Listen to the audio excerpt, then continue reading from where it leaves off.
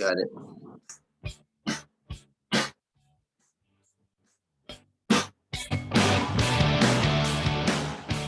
So this is Totally Detailed, and we have another episode with Eric Brown from Norway. Hi, Eric. How are you doing?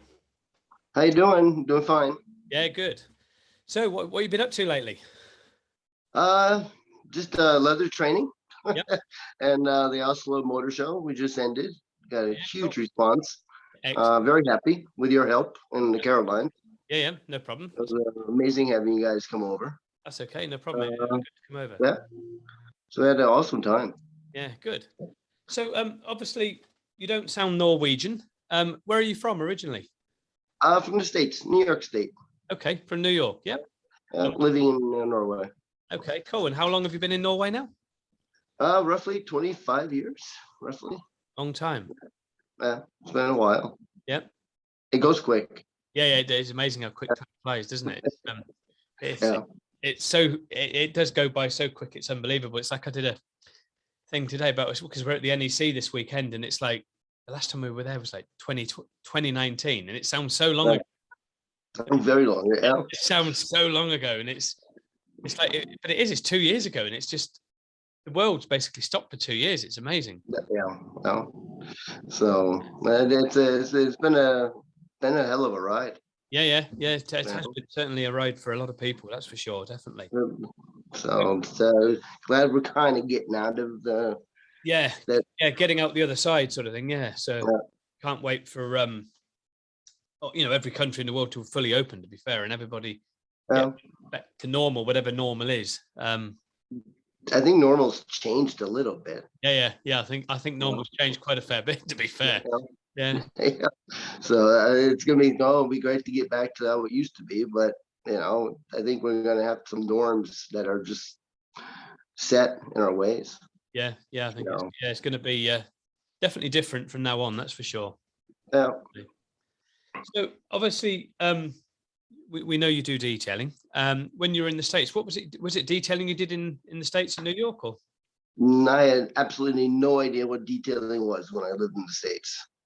I washed my car in the car wash, and it was like the worst candidate for a hire for detailing when I lived there. Now I did floor sanding for many years. Okay. Yeah, so and floors and that sort of thing. Worked for a Norwegian family that lived in New York, and met some friends in high school that the father owned. And got a job after high school. Excellent. So. And how long did you do that? I thought about it with the time in Vermont, roughly 10, 12 years. Yeah, it's quite a long time then. Yeah. A lot of dust and chemicals and not health-minded some work ethics. So like we are today. Yeah, the good old days. Good old days that didn't seem to do anybody any harm. No. It was completely safe. Definitely. At least we were told that. Yeah, we were told it was safe. Yeah, we were told it was okay. Whether it was another matter. No. It's like many years later with asthma, no problem. Yeah, no problem. Yeah, that's cool. So obviously, when did you move to Norway then? Well, I met my wife in New York, which is Norwegian, who was over there with a family, and back in 91, and then 96 we got married, and then she continued to finish school and got a degree in veterinarian science. And then around that time we decided to think about moving to Scandinavia. She always wanted to move back home, but she always said that her heart's her home is where her heart is. So, and if she met me, we were in the States at that time, but it took a few visits to Norway to think maybe a new lifestyle change was needed. I worked long hours and I wasn't going to do floor sanding forever. So we decided to take the plunge and move over. So that was been we spent 6 months in Denmark because of the quarantine for dogs. Yeah. So to stay there for 6 months. So I had a little 6 months vacation. So I arrived in Norway like early 98. So and then not knowing what I was going to do. Yep. Really. Floor standing, I tried called a few places, but a lot of them were single person businesses who didn't really need help. Yep. So, and I'm used to the Norwegian family in New York had 6 floor standers out in cars. It was huge. So I wasn't used to that one man business, as they do have here. Yes. So I went through the job services department in Norway and got a job with a detailing. Excellent. So the rest is history now. And that's where it all began. Yeah, that's where it all began. Yeah. Yeah. And where was that? Whereabouts was that sort of working? That was in Tønsberg, where we were from. Yep. So and then I started working there and learning the language, because at that time I didn't know Norwegian. Yeah. So my wife and I decided to let's go to Norway and try it for 4 years. We have to try it for 4. And we can't give up. We just got to make it, work and decide after 4 years. So I kind of was learning the language, all car care terminology and detailing in Norwegian. So I learned all the ropes and progressed from there into understanding more and more. Yep. Yeah. And obviously eventually speaking the language and could understand what everybody was saying about you. Eventually getting the hang of the language. Yeah. Kind of. with a nice twist of American accent.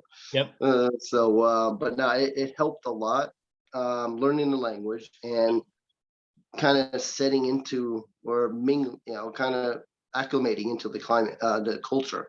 Yeah. It's totally different. Totally different culture. So I kind of, the Americans are going to hate me for this, but I kind of had to put the American culture on hold. Yep. And kind of get into the Norwegian culture and how they do things. Yep.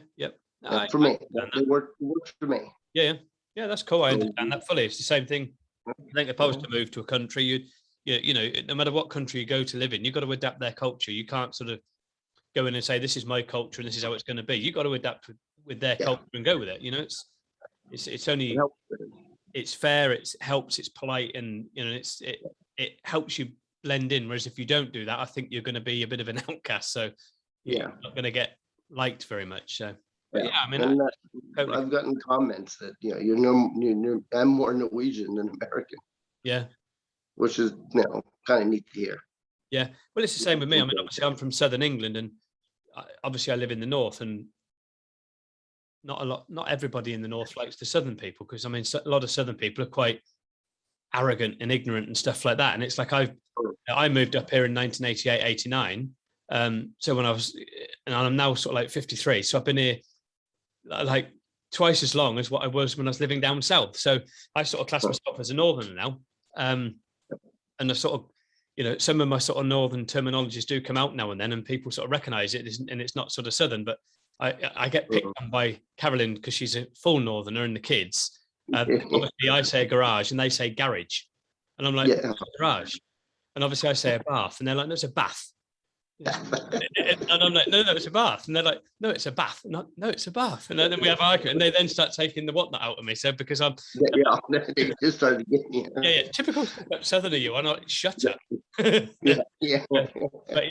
it's quite funny because I get picked on about that, and it's and I go to the dance floor, and it's like, no, it's a dance floor, Dad. No, it's a dance floor. And they're like, no, it's a dance floor. Okay. Can Daddy say dance floor? Yeah. Daddy has to say, I have to say dance floor. And they're like, no, it's a dance, not dance. It doesn't have an R in it. And I'm like, no, it's DANCE. And they're like, yes, dance. Yes, I know it's a dance floor. So yeah, I get picked on about that. So yeah, I understand where you're coming from. You've got to blend into the culture of the of the country where you're living. And it is with visiting ourselves this last sort of week, it is a very different way of life and a different culture. And I don't know whether they all sort of go out to dinner at 9 o'clock at night and party till 3 a.m. I'm not sure, but not every weekend. We just wait for the English to come over, and then show them how to really party. No. You had it proper time. Yeah. Every weekend, I might consider moving over. Yeah. The nightlife is pretty important. Yeah. If you have that lifestyle, or just you like going out, I kind of tend to be home and not go out. Yeah. Those partying days are over. Yeah. In a sense, but that was fun bringing you guys out and showing you kind of the nightlife of. It was good. Yeah, that was interesting. Definitely interesting. So obviously, with the detailing side of things, what was the sort of? Can you remember the first machine you ever used to machine polish a car? Oh wow, that was actually we started with just rotary and the Makita. Yeah. Bit like the angle grinder type thing. Yeah, the angle grinder. The dual action polishers weren't that known, or weren't used. Yep. So I started with the rotary, from paint correction to polishing to waxing by hand. Yep. So I kind of learned the ropes using the huge, the bigger machine. Yeah, they're quite powerful. The big Makita things. Yeah. Yeah, I've still got one myself now. It's not a Makita, but it's similar. And I think it must weigh about 10 times the weight of a normal Rupees or something like that. They're unbelievable. Or of a Flex. It's just absolutely amazing, the weight of them. It's you need to have muscles of Arnold Schwarzenegger to lift the damn things, I think, and control them. The amount of time you stick them on a car and it's like, whoa, it's off like that. It's unbelievable. Yeah, but I love the machine. Yeah, and I still use it. I use it. Yeah. I still pick mine up and use it today. People are like, why the hell are you doing that with all the modern ones? It's like, there's just something about this. It can do such things that others can't do. Yeah. And it's just, it really does. I can maneuver that thing around the car and around mirrors and door handles without messing anything up. Yeah, exactly. Yeah, and it's just what you get used to, and it's I love it, and it's they're heavy machines, but they're great. It's like I've got one of the original PCs as well, and people are like, "What the bloody hell was that?" And it's like, "How old?" I'm like, "But it's great. It was the first sort of random orbital thing, and it's absolutely brilliant." And I still use that, and they're like, "Why the hell are you using that dinosaur?" Well, sometimes it actually works quite well for what I need it to do. Yeah. And it's just using different machines all the time. And it's, and people sort of think, oh, you have one machine and one type of polish and you do this, and you don't, you've got to have an army of machines in a lot of cases to get the detailing to work, and you've got to have all the different machines for different, aspects. Different uses and different areas of the car work better with the smaller machines. Yeah. And then you're, then like, I do the detailing classes. So I tell people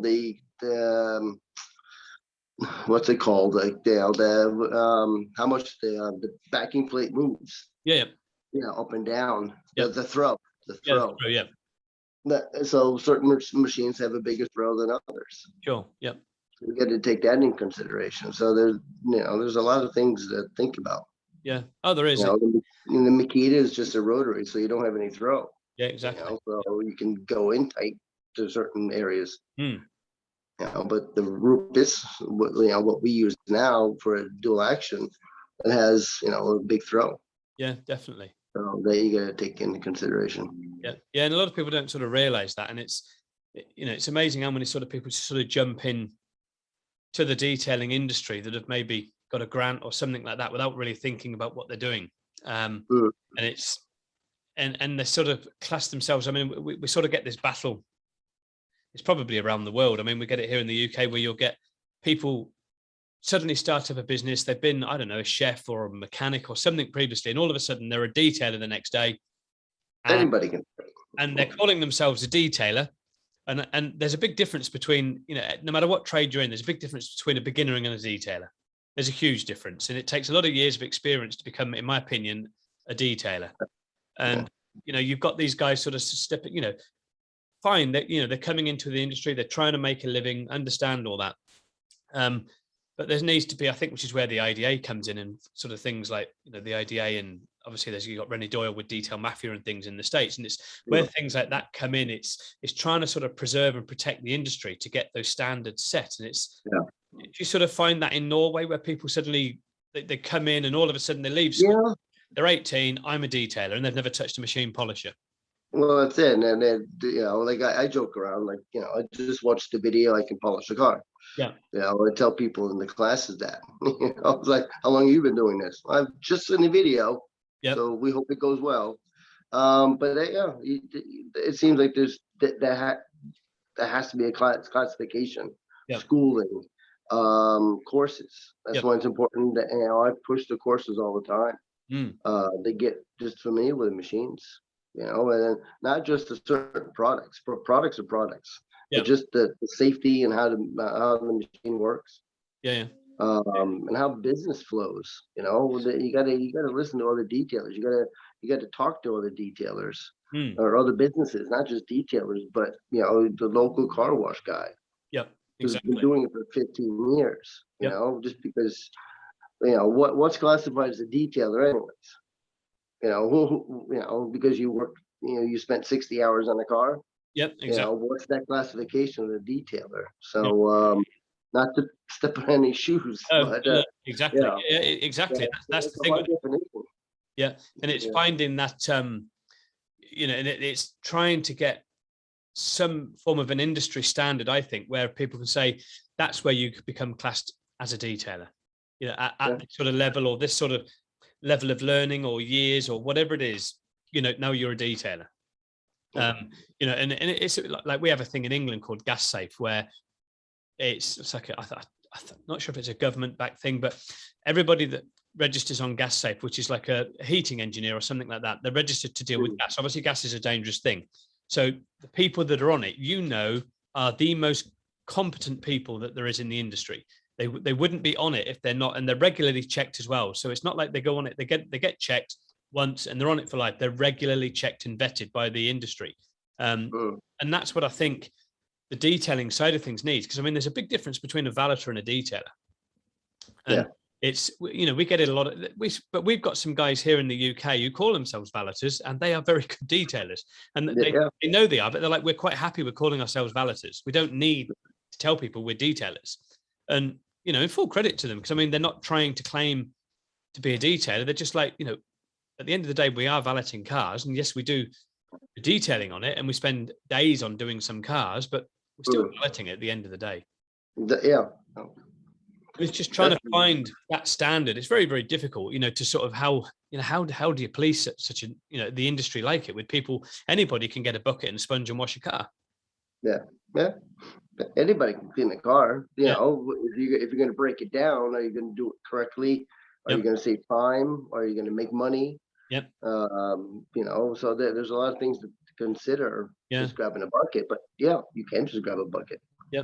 When the DAs came out, I kind of chuckled, going, what's this thing?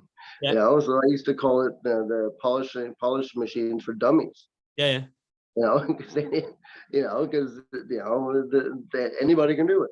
Exactly. Anybody can use it. Because but this was years ago. When they first started coming out, or becoming a popular tool in the industry. And then the DA machine just taken off on how strong the motor, how much torque, how effective the motor is, and so there's a lot of things to consider now that wasn't considered years ago. That for me at least, it was just a machine that anybody can pick up. Definitely. But then you can take it even to the ants, and just to see how much that machine can do. So it's amazing how technology sort of moved forward, isn't it, with different machines and things like that. Certainly.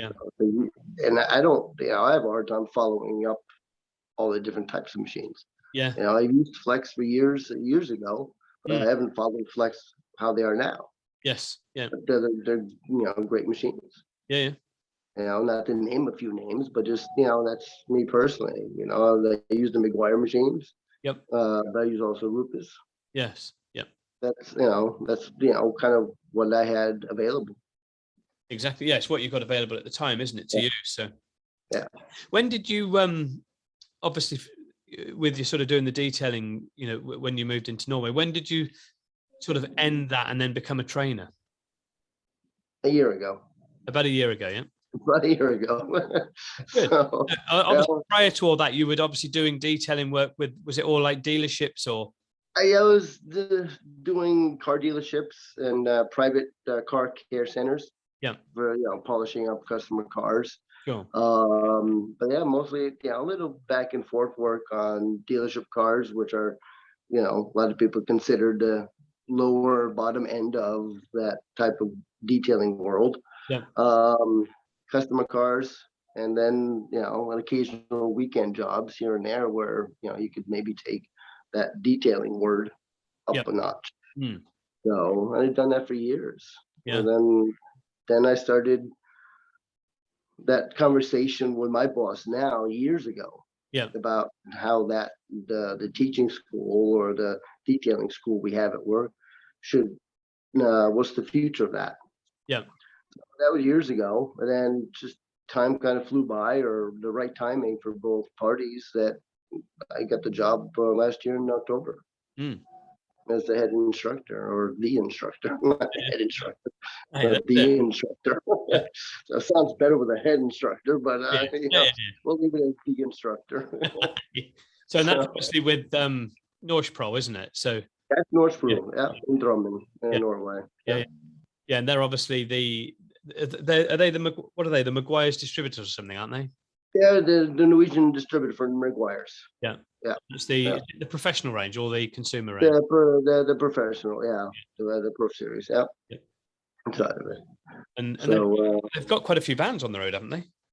They have a few bands. They have salespeople pretty much covering all of Norway. Yeah, excellent. Off the top of my head, maybe six sales guys, 7 sales guys. Excellent. Sorry if I left anybody out. But yeah. Sorry if you're out way up north. So, but they have a handful of people covering sales guys with bands with products in the cars. Yeah. So that direct sales to customers. Yeah, direct, and that's straight to, is it dealerships or is it straight to the detailers and that sort of thing? Anyone really. Anyone who wants to buy something is a customer. But mostly detailers or car care centers. Yeah. And dealerships. Yeah. We have a lot of dealerships. And do you have, I mean, like we have a shop in England called Halfords. Halfords is like a big, they sell cycles as well, but I mean, it's mainly all like car care products and accessories, stuff like that. And they do like baby seats, that sort of thing. Maybe like roof racks and rooftop boxes and stuff, and radios, CDs, all those sort of things. Do you have those sort of shops there? And is that the sort of? We have something called that. We have a Mechanomen, which is like a car parts store. That has products, roof racks and boxes, a bunch of stuff. They also have a car garage where you can actually get your car fixed. Yeah. So then there's Beal Extra. So we have a few. And do those sort of people stock the Maguire's products then as well, or?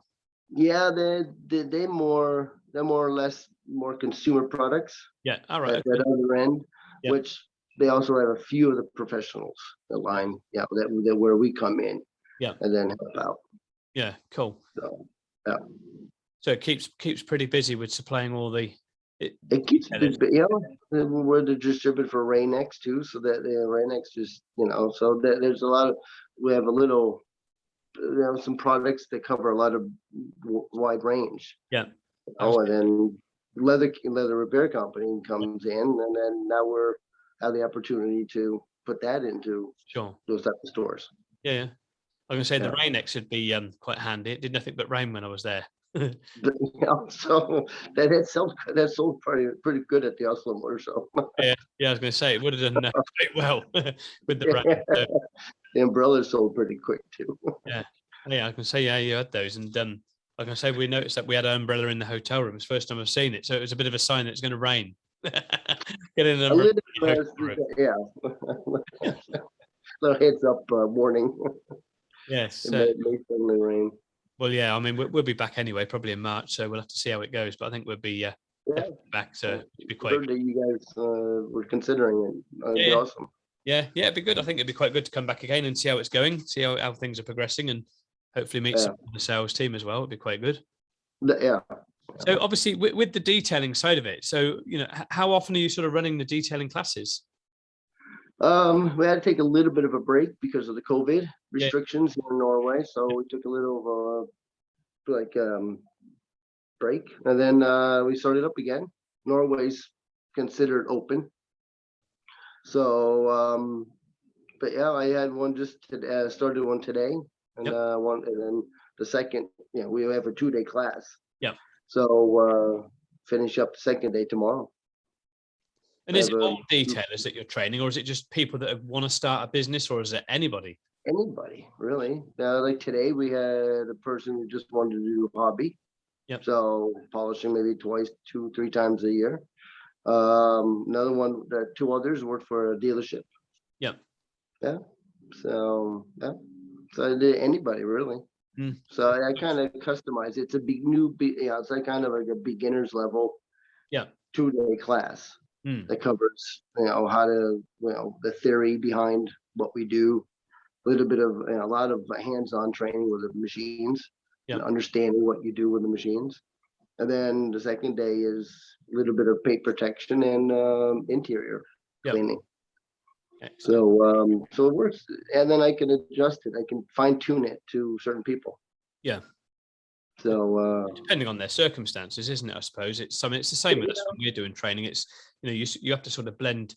Everybody's different, so you have to sort of almost adjust every course that you do to suit the individuals that you've got. Yeah. It's important for them to learn something, so I can't talk over their head like the new beginner or somebody who just does it 3 times a year. So I have to bring him in into a level that he can understand. Sure. And then try. Maybe I'll show the guys who have a little bit of experience something, so they can go off and start polishing on the car we have for the class. Yeah. And then I could be with that new guy for a little bit more longer time. Yeah. So I was trying to limit to six people a class. Yep. Today, so I have time for everybody. Yep. And do you run them weekly, or is it monthly, fortnightly? Right now, it's been monthly. Yeah.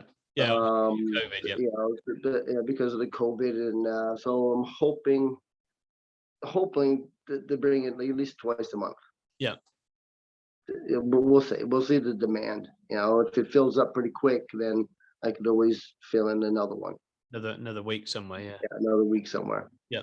So or 2 in a week or whatever. So 2 in a week or so. So a lot of times it's easier to send people to. 2 guys had it. There's a lot of overnight guests. Yeah. So they come quite a ways. So we start on a Tuesday and end on a Wednesday. Right. Okay. Yep. So could be a little easier that way. Yeah. So, yep. Yeah. Depending on where they're driving from, I suppose, isn't it, for them getting there? So. I mean, 2 guys were like a day's drive. Yeah. So they need the overnight. Yeah, that's a long drive. It's a long drive. So which is kind of interesting that people are willing to take the drive. Well, yeah. And then to learn. Yeah, I was going to say I mean, that's the one thing with it. I mean, we get it here, and it's very strange. We get people come to us from all over the world to train, and they don't think twice about jumping on a plane from Australia to come here to train. But you've got people that are 50 miles away that are complaining, I'm too far away, and it's 50 miles away. Yeah. And to me, it's like they don't want to learn. These guys coming from Australia truly want to learn something. And that's the way I put it. That's the way I sort of value it. It's they've not put a price on their education because they're complaining that 50 miles is too far away, and they don't want to travel 50 miles. But yet these guys are traveling thousands of miles. Yeah. And they obviously clearly want to learn, and I always sort of say to people, it depends what price you put on your own education. If 50 miles is too much of a pressure for you, then obviously that's the standard that you're prepared to work to. But you've got guys that come to us from Australia, America, Africa, Israel, Dubai. They come from all over the world to us to train. And these guys are willing to learn a new skill and learn from somebody that can teach them something so they can go and earn money. And if you're going to bitch and scream about being 50 miles away from somebody, then you really didn't want to learn the skill in the first place, is my opinion anyway. They're not putting too much on stake there. No, exactly. And it's you've got to there's got to be some risk to get the reward at the end of the day. You've got to. It's like they say, Rome wasn't built in a day. I mean, it's you've got to speculate to accumulate with everything. It's just sort of I'm trying to get the right words, but I mean, you've got to invest. If you don't invest in yourself, nobody else is going to do it for you. Yeah. And education is so important, and people, don't seem to sort of understand that. It seems to be, in America, it seems to be quite good. People seem to understand that, education is very, very important. And we see a lot of guys going on a lot of courses, and I've seen some people comment on some people's stuff, and they're like, why the hell are you going on a course? You've done this for 30 years. You know what? I might learn something from this guy today. Yeah. And if it's one snippet of information, just one piece of information, even if it's just a type of rag that he's using, that's good enough for me. Yeah. Yeah. I tell the guys in the classes that, I pretty much learn something every class. Well, you do, yeah, from that. Definitely. Yeah. Yeah, I'll just, whether maybe it's not a technique or anything, that's my job, but how they work, their work techniques. So it's a learning curve for me to, I could push a technique or a philosophy or whatever you want to call it, and then others have a different concept or different work, the way they work. Yes. So it kind of enlightens you a little bit to see that there's other ways about doing it or other thinking so it's interesting. They have different people. Well, yeah, it is. I mean, it's like we learn, even with what we do with the leather side, we learn every day, with different things. And it's whether it's a tool or equipment or something somebody suggests, and it's like we were talking about the electronic microscopes, and you showed us that little gadget for the phone. I mean, absolutely brilliant little gadget for the phone, and such a cheap thing, but yet so effective. Yeah. And it's just like, I was surprised you were blown away. It was. Well, I couldn't believe how amazing this little thing was that you just attach to the phone.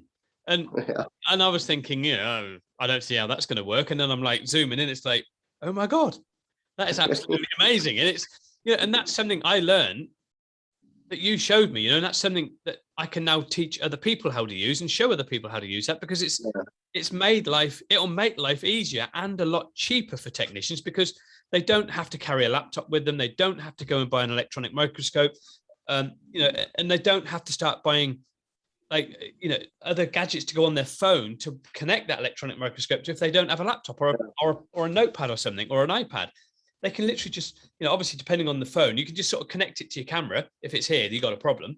Like Carolyn's, we just unscrewed it and put it on it. So it still worked, like with Carolyn's phone, it still worked because her camera was in the middle of the phone, just balanced it on the actual microscope thing and just zoomed in, and it worked still. So it does still work. It's just an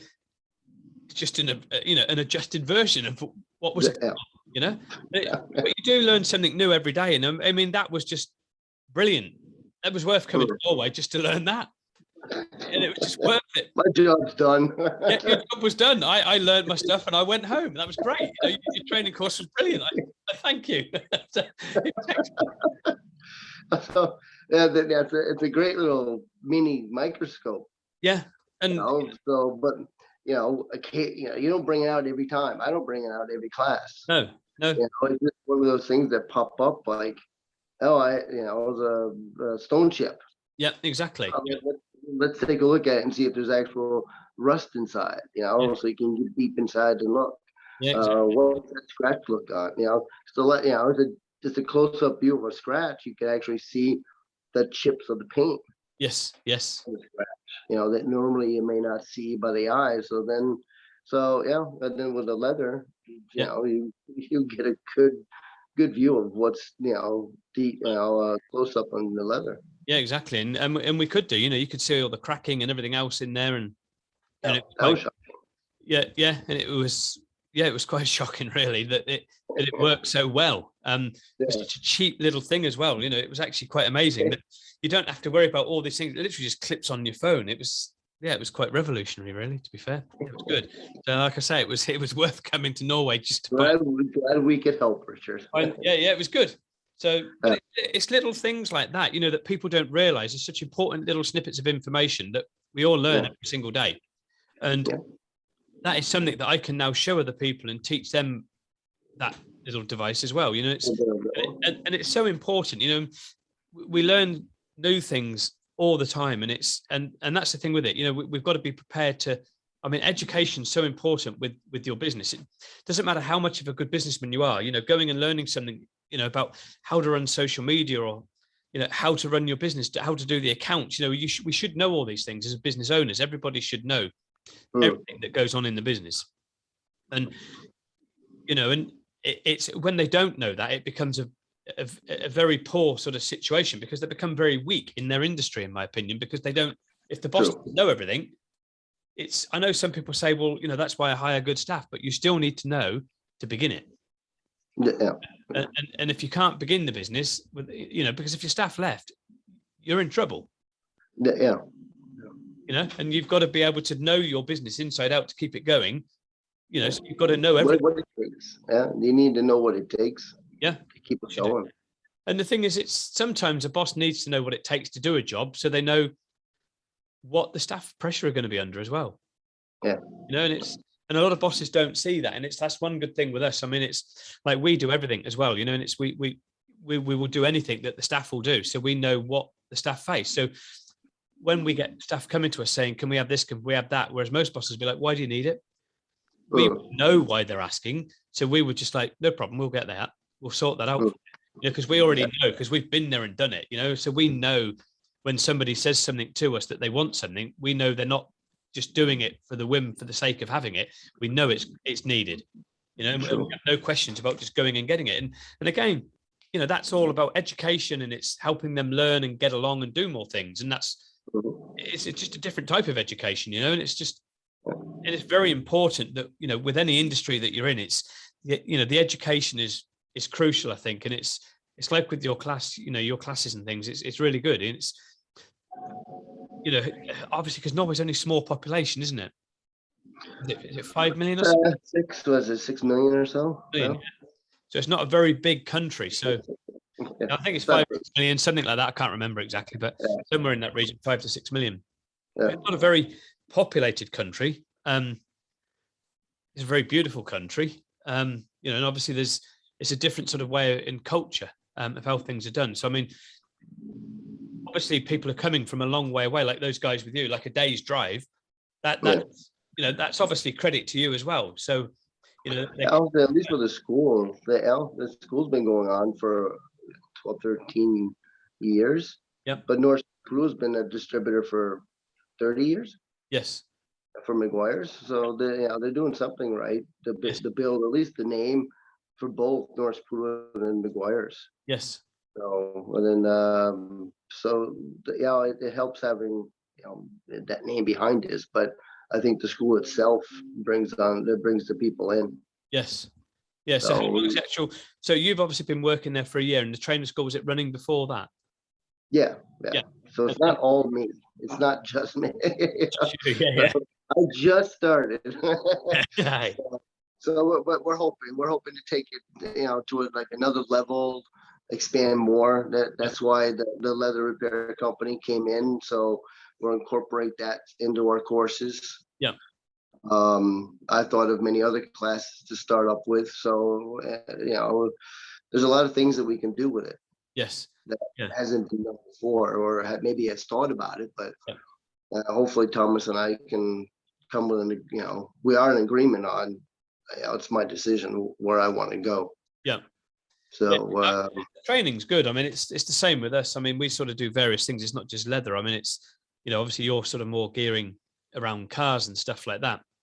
So, I mean, there's many things, like the dents and stone chips and, windscreen chips and the plastic bumper repairs, and not that you get many plastic bumpers these days. I mean, a lot of it, you do get them, but they're not like black plastic like they used to be. They're all color coded. So, but they still all need repairing, and there's a lot of things, alloy wheel refurbishments. There's so many different things that you could sort of do as an add-on course, isn't there, into the training center, into the school.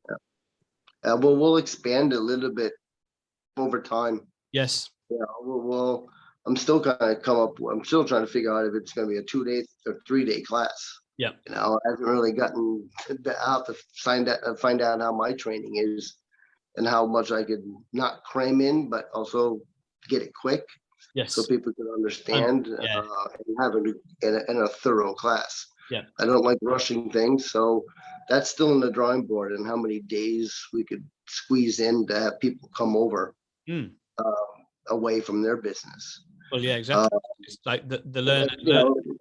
In the future, there's boats, there's caravans, there's hotels. So depending on what type of clientele we have after these classes and what they do with it. Yep. Right now, there's a majority of in the car industry. But what they do later, expand that to, further out to hotels or private use. So it'll be exciting to see where it goes. Yep. Yeah. And then I'll probably have another advanced class or further on for that type of work. Yeah. A little bit away from the car industry, but into more home and hotels or coaches type of thing. Yeah, definitely. I can say, you've obviously got like the 2 or 3 day course for doing the detailing, and then you could almost do like a, an advanced course for that as well, couldn't you? I suppose. Yeah, I have a 1 day advanced class. Yeah. That I explain a little bit on the 2 day class, what we kind of do to get people to think about it. And, I have 2 people now from this class that want to take that class. Yeah, exactly. A lot of people do that. I mean, you can never learn enough. You're always learning, and it is life is about a learning curve, and it's and every day something gets thrown at you that's different, to yesterday, and it's every day's a new day. That's what it's all about. It's learning all this new stuff, and it's good. So I feel that way with the leather sometimes. Oh, I know. Wow. Oh, no, you do. I mean, it amazes me stuff that we sort of learn. That we sort of look at different things every day and learn different things. It's absolutely unbelievable. And we're sort of just looking at various things, and we suddenly see something, and it's like, when did that sort of type of leather slip into the net? And let me go and discover it. And it's we then go and learn all about it before we can talk about it. And it's what we do. There are new leathers and things coming out, and we go out there and we learn all about them, and and it's good, and that's what it's all about. If we're not prepared to go out there and learn about new leathers, our business will never progress. In the industry, we'll never evolve, and that's what we're doing. We're constantly evolving all the time and innovating with what we do, and that's what I think a lot of companies need to do is, they need to change with the times. And it's like we were saying at the beginning, the new normal is going to be very different to what it was 2 years ago, and I think a lot of companies need to adapt to that. And it's situations like this where we've had COVID for the last 2 years, where a lot of companies have gone to the wall because they haven't had that backup fund. And people don't realize how important that is to have that rainy day fund, and we have a rainy day fund for ours. And then we have a stormy day fund as well. The rainy day ended and it carried on going. We've got an additional fund to kick in, and that's, and we've always done that right from the beginning. We had a rainy day fund, and it must have been, blimey, 10 years ago, we came very, very close to our rainy day fund ending. And it was like, we've got to be careful, and we had to really dig our heels in, and we were working 19 hours a day to make things work. And if we hadn't have dug our heels in and did those extra hours 7 days a week, we probably wouldn't be here. But it was just how the industry went. Things plummeted in England, and things went pear-shaped, and businesses were going down left, right, and centre, and one thing and another. But we came through it, and it made us a lot better company, because we saw from that the rainy day fund saved our backside, but there was a big storm coming, and that's when you needed that stormy fund, and that's what we have. It's a lot of detailers don't do that. They just live day to day. Never think, a machine can break, and they only have one machine. They're stuffed. Go home. Well, literally, they've got to go home and cancel all the work until the new machine arrives through the mail. It takes maybe 24 hours, maybe several days. Even if there is one in stock. And right now, machines in stock, it's like getting, it's like for chickens. It's very, very difficult. You're lucky to find any. We're kind of lucky. We've been pretty good with sales. People have been home washing their cars if they're kind of like stuck home. So we've been lucky that the business have been doing pretty well. Yeah. You know, the sales guys had to take a month or two off, leave, right when it hit hard here. Sure. But you know, I came in October, so there's been always work. Some of the classes were canceled, but luckily we have a warehouse, you know, or you know, products that we need to be put in the mail, sent to customers. Yeah. So we've been lucky. Yeah. Always been something to do. So yeah, was the government helping companies out there like they were in this country? Yeah, they've been in relief packages. Yeah. Stuff. So that, yeah, I think a lot of them needed that. Yes. A lot of them have been bankrupt. Whether they didn't be approved by the help, I don't know the circumstances. Yeah. Maybe it was just too much of a loss. Sure. That you know the relief package didn't cover. Yeah. So that was sad. You know, seeing that a lot of people, you know, went bankrupt or had a really hard time. Yeah, losing their livelihoods and their home in a lot of cases. Yeah, it's never good. No, but the dealership where I worked for before I started teaching, they kept selling cars and delivering. As long as we had the cars being in delivered before the chip shortage, phenomenal sales. Yeah. Yeah. You know, enough to keep it going. You know, used car sales here and what new cars there were, it's just sales have just been absolutely rocketing. It's been like record sales for a lot of companies. It's still going on, you know, and it's still going on. And cars are getting more money. Some people are actually selling brand new cars back to car dealers for thousands more than what they paid for them. Yeah, it's just great. It's unbelievable. It's amazing. Maybe I can buy a new car, not start paying for it, but maybe that's it. Yeah, and sell it back before you start paying for it. And make car turnover. Make a few profit. Yeah, definitely. Make a profit before you start paying for it. Yeah, exactly. Yeah, that's the way to do it. New get rich scheme. yeah, get rich quick scheme. Definitely. Buy new cars and sell them back to the dealer before you got taken delivery. Before you get the first payment in. First payment. So obviously the industry's changed a fair bit over the years since you began. It has changed. Sometimes you think for the worse. Yep. Not this, you know, I think there's a lot of people like you mentioned before, they just want to start up. Easy money, cash, under the table. Pay no taxes. And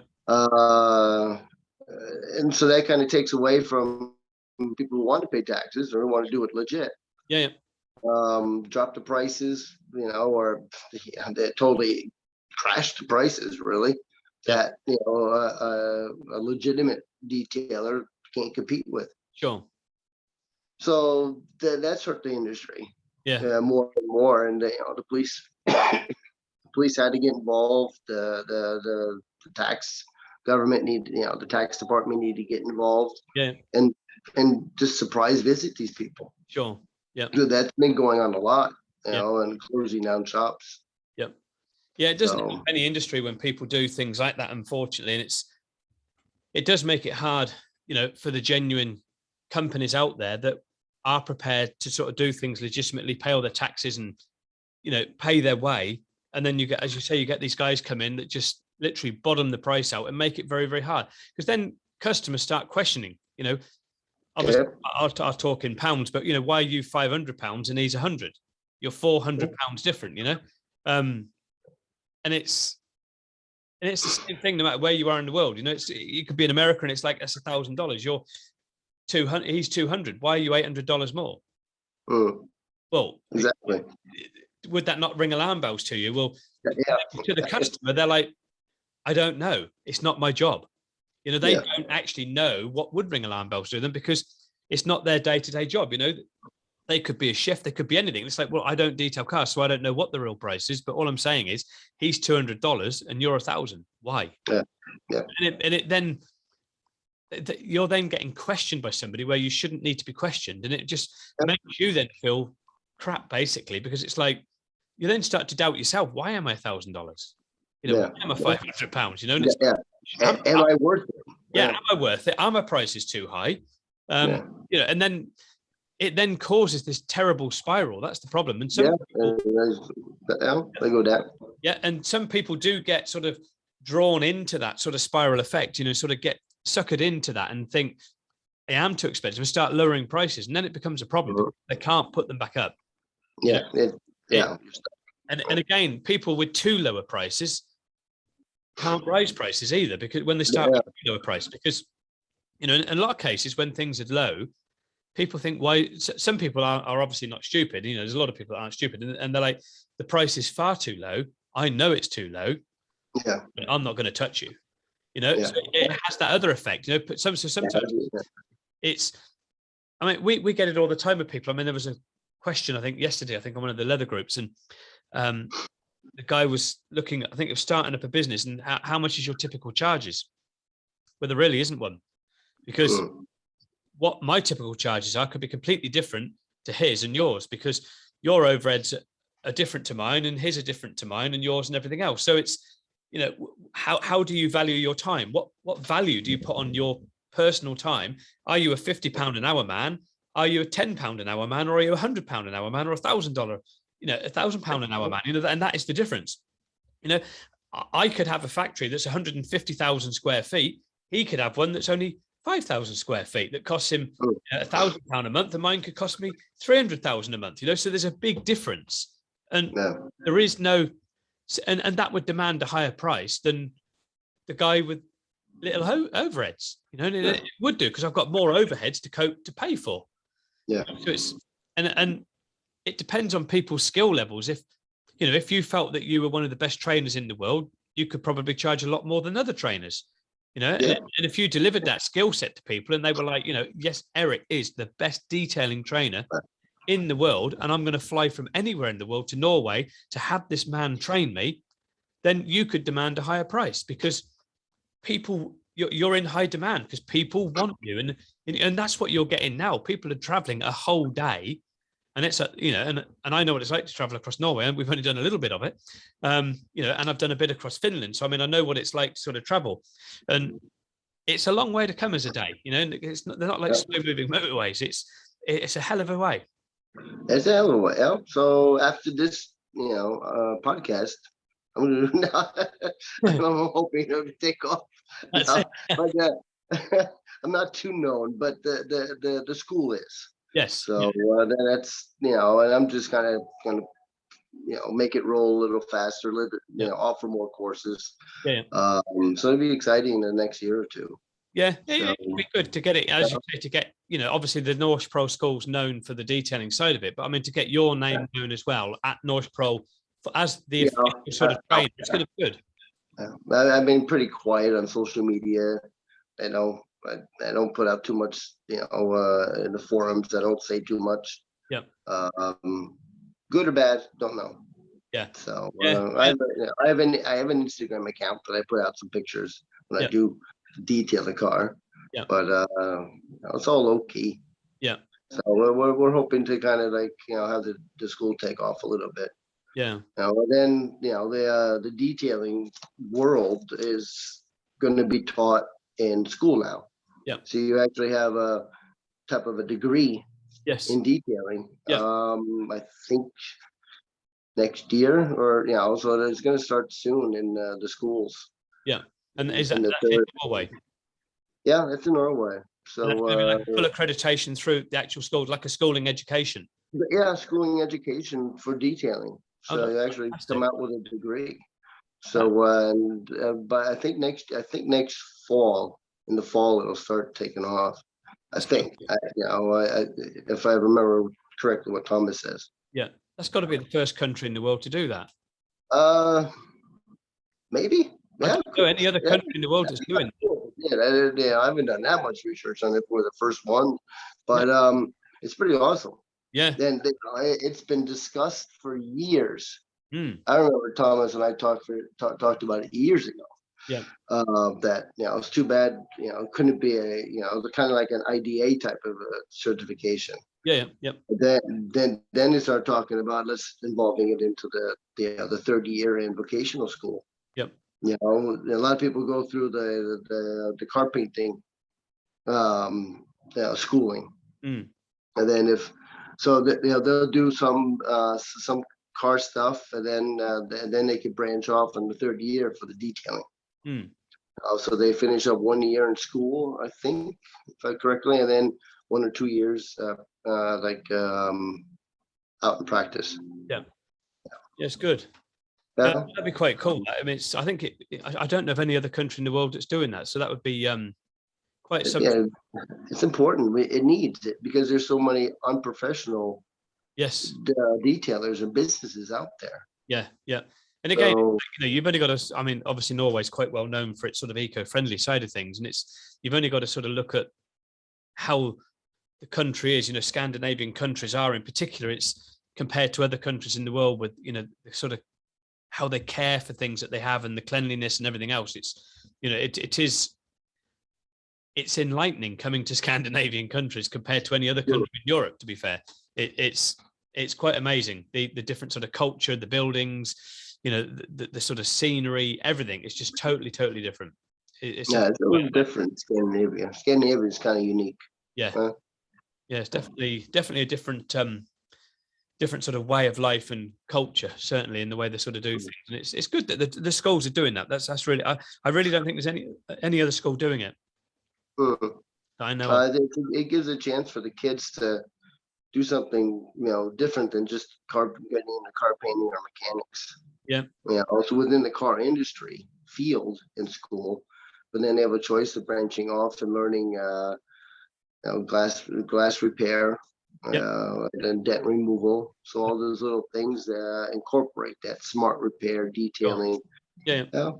So it's an interesting field. Yeah. Something that Norsk Prol sort of helped sort of put into the schools, or is it something they just know? Yeah, our boss, Thomas, who said that he's part of that team to put together this. The programs, what's involved. So he's part of it. So which is kind of unique. Yeah, very unique. Yeah, that's excellent. So it gives a chance for kids to put something on the wall, when they go to work, they're saying, I'm educated in this. So pay wise, we'll have to see maybe in 5 years or so after they've gotten the standard down. Maybe the salaries could go up. Yeah, you never know. Once they've got obviously the full education like that, it'd be quite good. Yeah, so some places you get, some guys get paid pretty well. So some with the car dealerships, of course they don't want to pay too high. So there's a big fluctuation, a difference in salaries. So hopefully this will get like a standard or closer to an average standard. Sure. Yeah. Where everybody sort of gets like a proper salary rather than the dealership sort of like screwing them down sort of thing. Screwing them down, somebody can come in and say, I have this degree, so it'll take a few years. Yeah. For the system. For them to get around and get it in the system, like you said. So it's exciting. Yeah, it's definitely exciting times. So obviously that's where where all these guys will hopefully then come to you as well for your training. That you're training. Hopefully, we'll have to see where the school incorporates into that. That's at Drammen, isn't it? But are you moving from Drammen, or is it still going to be? The school is always going to be in the location. Right now we could be looking for a bigger warehouse, bigger location, but the school is always going to be in that location. I may be mobile. In the future. Certain customers may not need or can't get away for 3 days if they have to travel by plane. Hotels for 2 days, 3 days, travel plane ride back. So there's a chance for me to be more mobile. Maybe my own van, so I can go around and accumulate or get together 6-7 people. In a location and then train up that way. Train at like dealerships and things and do it that way at a dealer. Big dealerships, yeah. So anything's possible. With that type of school, detailing school, you can, it's endless in what you can do. Yeah, definitely. And it's just about being flexible, isn't it? Yeah. Also, I want to try to incorporate maybe in spring a day and a weekend day class for car owners. Yep. Yeah. And how to wash their car correctly. Well, it saves all the marring and stuff. So at least if the owners know how to wash it properly, it saves them going to people that do a cheap job and ruin it for them in the first place. So yeah, definitely. So I'm gonna go both ways. That I love having people do it themselves. Yep. It's also if you are unsure, take it to a professional. Yeah, definitely. Which has a thing on the wall that they are professional. Do the research. Really, I tell people. Yeah. Don't go to the cheapest one. Yeah. No, you got to do the research on them. It's as simple as that. Definitely. So there's a closing question that we always ask people on our closing podcasts. It's quite a difficult one. I'm married. No. Yeah, no. There's nothing to do with that. We've already been through that and discussed that, and you blew me out before I got to Norway. So, so that wasn't happening. When we were like, I'm already married. I'm like, oh, okay. There's no point coming. So, so that was totally blown out the window. If you could have told yourself one piece of information when you first started in business that you now know today, what would that information be? Oh my God! You said it was going to be some easy questions. all the questions have been easy till this one. Holy Moses. What information I could have told myself? Yes, that you now know today that could have helped you back 25 years ago. Like when I first moved here. Yep. I probably not regrets, but maybe that's a hard one, Richard. Oh, Jesus. Everybody says the same. Have no regrets. Yeah. And that's the big thing. There's a few times that I regretted maybe quitting or not quitting a job. Yep. Stuff like that. So you kind of like that sits in the back of your head for many years. Yep. Or at least mine. Like, was that the right decision or not right decision for quitting? One job is from Battlestan, the Mercedes dealer. Yep. It's around the time where I first started selling McGuire's for Norsk Prol. So that's a tough one, but no regrets. Yeah. No regrets. And the decisions you make, because right now I'm back at Norsk Prols with an awesome job. Yeah, exactly. So if I would have done something 25 years ago or just started thinking differently, I wouldn't be here. Yeah. It's the same with me. It's like, when I went to America and when I was young, when I was sort of learning all this, I sort of literally on film sets with John Frankenheimer, who was the guy that produced The French Connection, one of the most famous films in the world, in Malibu. And they're asking me to star in this film because one of the guys had fallen ill and couldn't get there, and all I wanted to do was to go and see cars. And there was this other guy, John, who was an Englishman for John Frankenheimer, and he's like, "Are you crazy?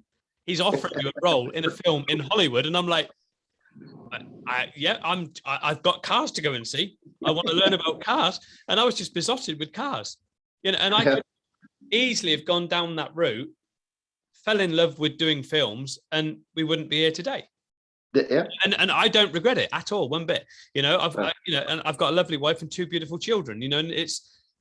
And that's what my future is, and that's what I've got. So I don't regret it at all. And and I completely agree. Have no regrets. Because it's the decision you make. Just go with it, because there is a reason why you've made that decision at the end of the day. You're with your gut, and that gut feeling is normally the right feeling.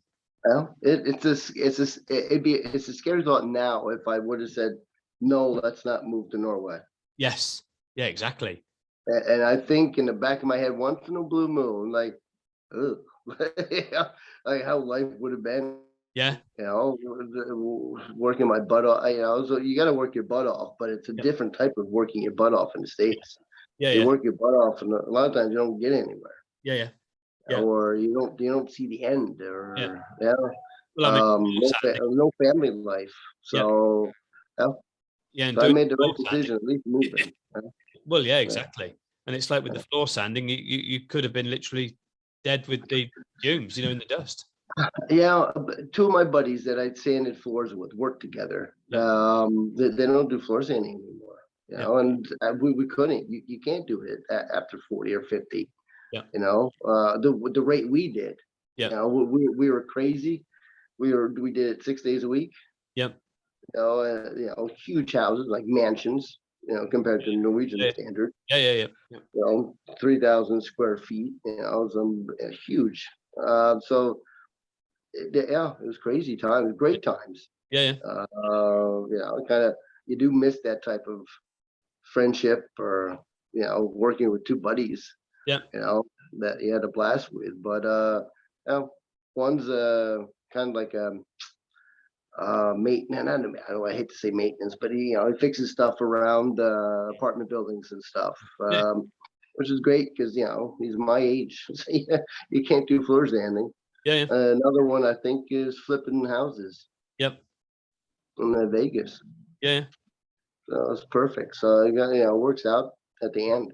Yeah. Well, that's it. Yeah, everything works out in the end. So, it's always good. So, obviously, Norsk Prol Drammen school is where it all takes place. That was Eric from Norsk. Thank you. The Maguire's fraternity guys in Norway, now obviously doing leather repairs and Rain-X and all sorts of other bits and bobs that they do as well. So yeah, they do all sorts there at Norsk Prol. So look them up on the website or give us a message and we can help you find where they are and where their websites are. And if you want to do training, that is your man right there for leather and car training. So you can't get a better man. And I can speak that from the heart because we've literally spent almost 2 weeks with him. He is an absolute gentleman and couldn't have wished to have met a nicer man in Norway, to be fair. Obviously as well as Thomas and everybody else. So yeah, it's